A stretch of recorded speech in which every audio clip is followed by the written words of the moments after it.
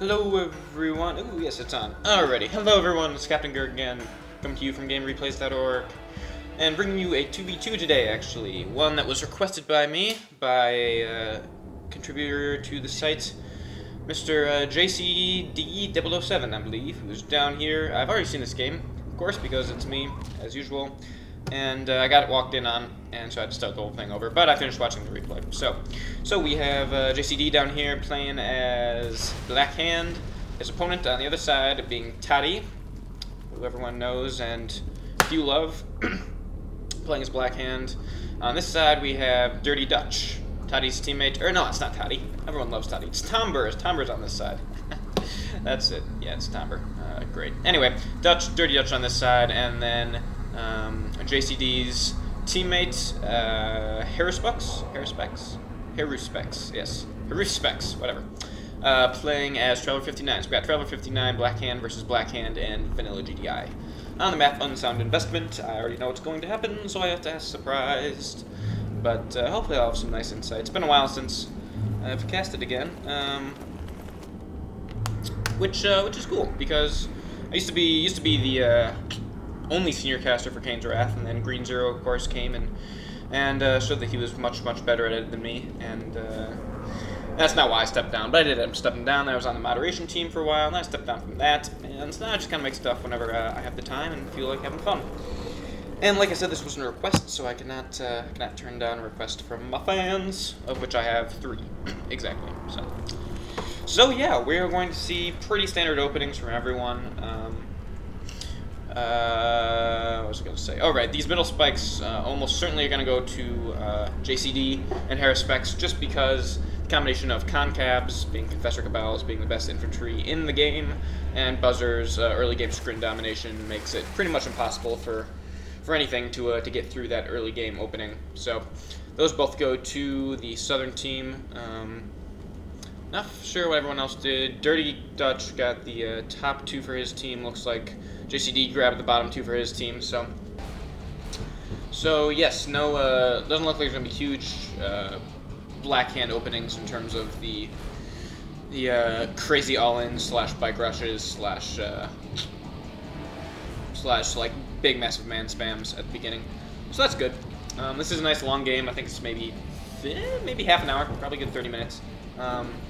Great game. We're gonna see some cool late game units and some really cool support powers that I don't see very often. So that's very good. You're gonna see a very quick expand here from Tomber. He's got his double refineries, more factory down, doesn't need anything else. So we can expand, move up pretty quick. That's something you pretty normally see on this map because of your natural expansion of Tiberium being so close. This is something that's always good to do. To always get into your the opposite bunker, opposite of your base, just so you know exactly when your opponent's going to be expanding. Actually, will JCD even see that? Yes, he will. So he'll see that expansion, knows what's happening, and it's just good to generally have map vision all over the place, as much as you can see. The more vision that you have, the better a chance that you're going to catch some sneaky attempt, or some, crappy all-in rush sort of cheese. So it's great. What do we have here? We have bikes blowing each other up. Got kind of a little bit of a rush here from Tomber. It's a little bit late. JCD has concabs out via a soul power plant. It's a nice little trick. And his own bikes, that's going to be just fine. Loses a couple bikes in the process, but Harvesters aren't even going to get touched. Black Hand Harvesters, of course, being the weakest in the entire game because they are Nod, who have the least armor. Because normally that was rectified by the fact that Nod is stealth. And of course, Black Hand has 0 stealth. So the Black Hand Harvester is very, very easy to kill.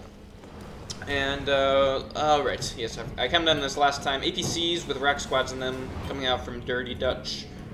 Pretty much the best thing you can do against Grin early game, mid game. They have very little that can deal with it, unless, especially, wait, Traveler, good lord, it's been a while since I've played this game. Let's like, Traveler make devourers. If they can, then that's the obvious. Wait, I'm such a noob, I apologize for this.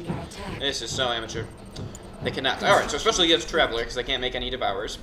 And Seekers and Gunwalkers can't do squat, and neither can Disintegrators, if you micro well. However, that's kind of what's going to be coming out, is this nice big thing of Gunwalkers.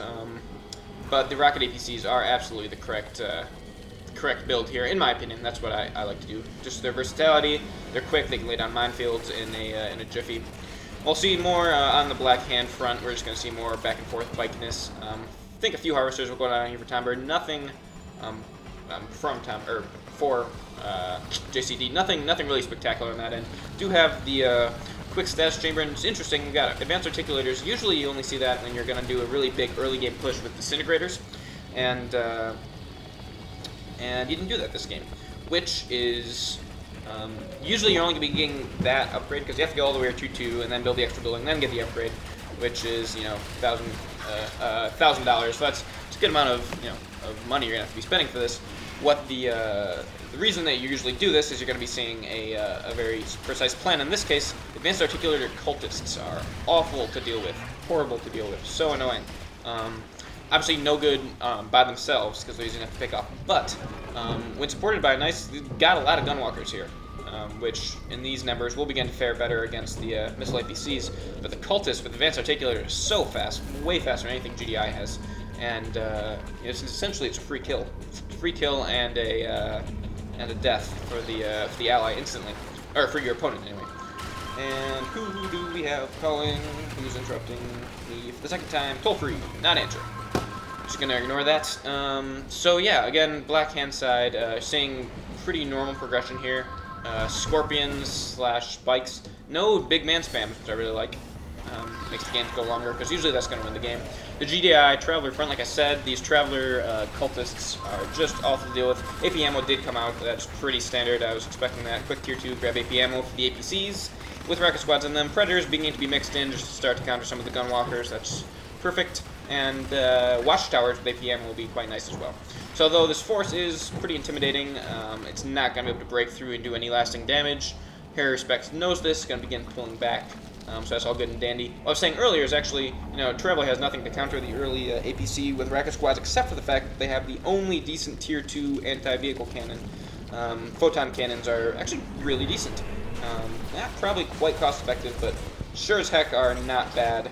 Way better than Guardian cannons or laser turrets. Yes, so now we see, seeing as how Tomber can't find an opening in JCD's base, does the smart thing, goes around and grabs a few harvesters off of Harris specs. Although these disintegrators with advanced articulators are fast enough to catch up, and they only need a few shots to take them on a bike. That's going to be plenty there. Not too much lasting damage. Dutch is going to begin pushing forward. Neither side has made a run for their blues. Probably giving them time to mature. JCD now pushing in with a nice Scorpion army. Tomber throwing down a little, hey, help! Give me purple smoke.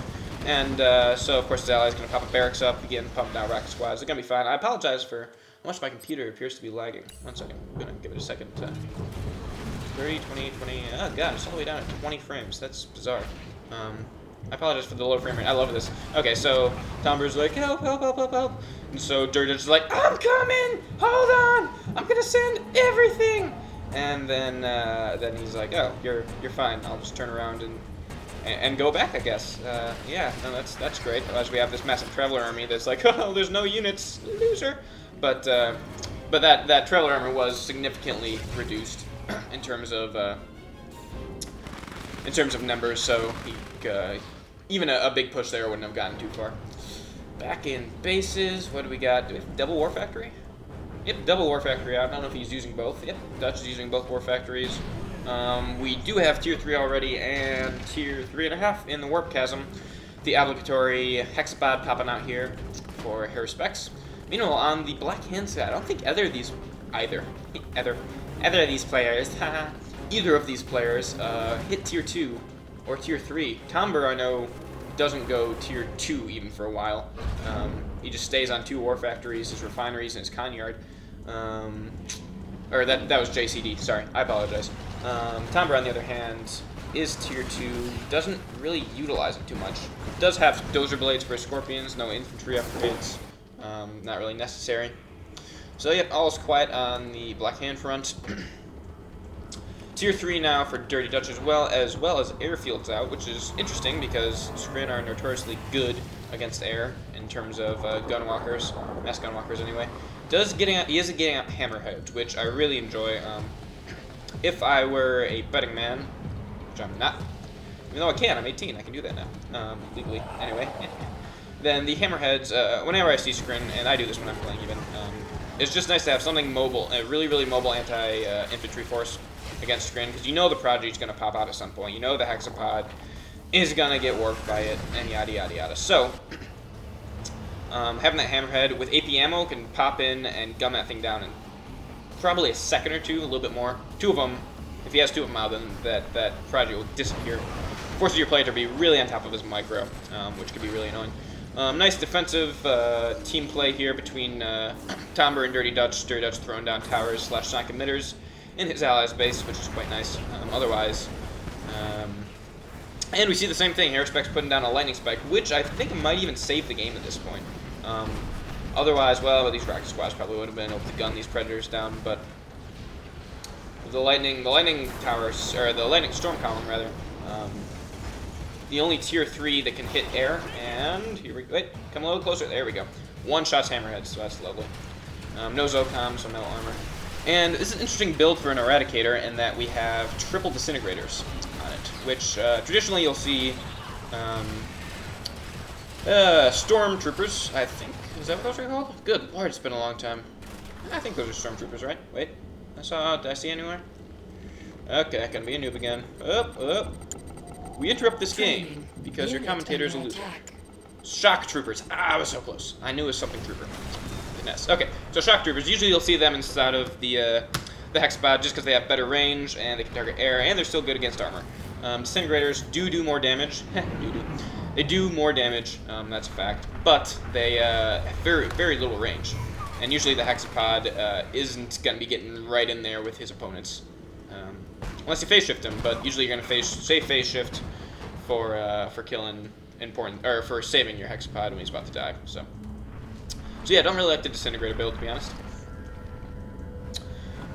Still sticking with, even though you're tier 3, only seeing a few tier 3 units out in the form of the hexapod and one tripod.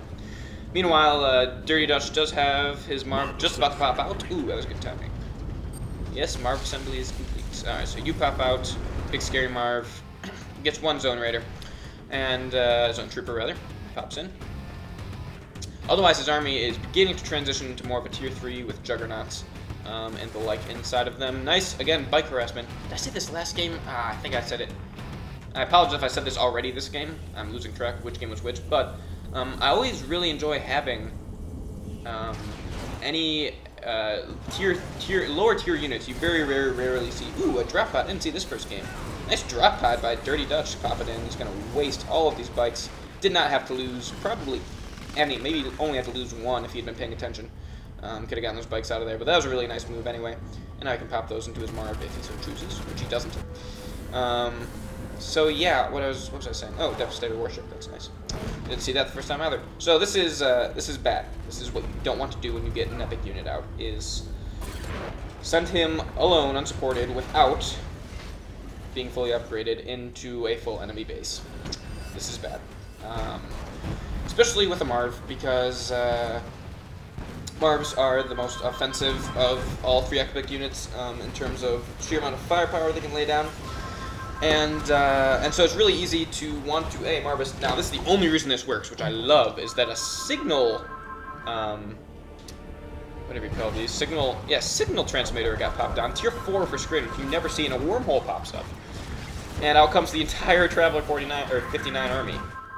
And to counter, Dirty Dutch went tier 4, and we have orbital bombardment plus shockwave artillery going down. EMP in the Marv, getting some good damage on the rest of the Scrin army. And, is it going to be able to hold? We have a nice tank army here by Tomber. Although, the hexapod, the tripod goes down, doesn't get the EMP on the Marv. Hexapod is EMP'd, have tons of firepower in front of it. This Marv has railguns, a few railguns on it. And the Marv is not going to get the kill. Will he? Does he? Maybe close, sort of. Taking a lot of damage himself. And there's the phase shift. And we have Prodigy down here. Could group control these tanks and get a buttload of them. Maybe you already used it or not. And the Marv is definitely going to go down to mass rockets from Jcd. Does get some knife Marvisting done, I will admit that. And the rest of these tanks will just go down in single volleys. Tier 4 from Jcd, so we're going to see, do we already see? Yep, I missed that. We had a Tiberium vein detonation. And what sounds like, was that just a catalyst that got launched? Nope. Anyway, on this front, Marv went down, and Meanwhile, we have plenty of Juggernauts being produced by Dirty Dutch. A planet, okay, this is why I love this guy, is that 2 planetary assault carriers and a wormhole. You never see that. You never see that. Never ever see that. Of course, they're useless because of all the APCs with AP ammo, which are kind of OP in my opinion, but whatever. So yes, so these lovely packs are gonna go down. I wish they were. I'd love to see big fleets of these things going. I wish every race played to its strengths. So, you know, Traveler 59 had a bunch of air, and GDI was truly just this big armored juggernaut. And it's pretty close, but it's not quite the same. It's not like Red Alert 1, where Soviets and Allies were very different, but still very balanced. That's really hard to do, is not homogenize things, but still balance them. And as much as I hate to admit it, even though it's a god-awful game, and I'll never be caught dead playing it, StarCraft 2 does that very well. All 3 races feel very distinct, and all 3 are balanced for the most part. Unless you're a Zerg player, in which case you're crying in both, but hey. All of my StarCraft 2 knowledge, by the way, comes solely from day 9. I have 0 experience playing the game, and I never will. This is a complete tangent that you don't need to know, seeing as how we're watching Kane's Wrath right now. And yes, what else is happening? Expansion-wise, everyone said, I don't think anyone's gotten any blue except for kind of long-range mining, which kind of is a mistake in terms of some of the lulls, lulls in battle. Especially, well, on both fronts, they're kind of more towards the blue rather than in the middle. It's really two 1v1s rather than huge amounts of teamwork, except for in bases. Oh, Tiberium Vein detonation by Tomber. Don't know how many kills he got. Doesn't look like very many. Those are kind of a hit and miss. They're really expensive. I don't really think they're worth their salt, unless you're guaranteed getting a lot of kills. But anyway, so we see Haruspex do something interesting here, in that he lost his hexapod. Right? Yes. Yes, maybe? Nope, nope, hexapod's still alive. Oh, right, barely survived. Alright, so he still has his hexapod. And he had that gravity sphere up, and or the gravity stabilizer up. Didn't really do anything useful. Got a few packs out, lost him a lot of money. So now what we're going to see him transition into is, he's like, alright, well, I'm already tier 3, I already have these infantry upgrades. Traveler already, so these shock troopers already have their blink on them. They already have advanced articulators.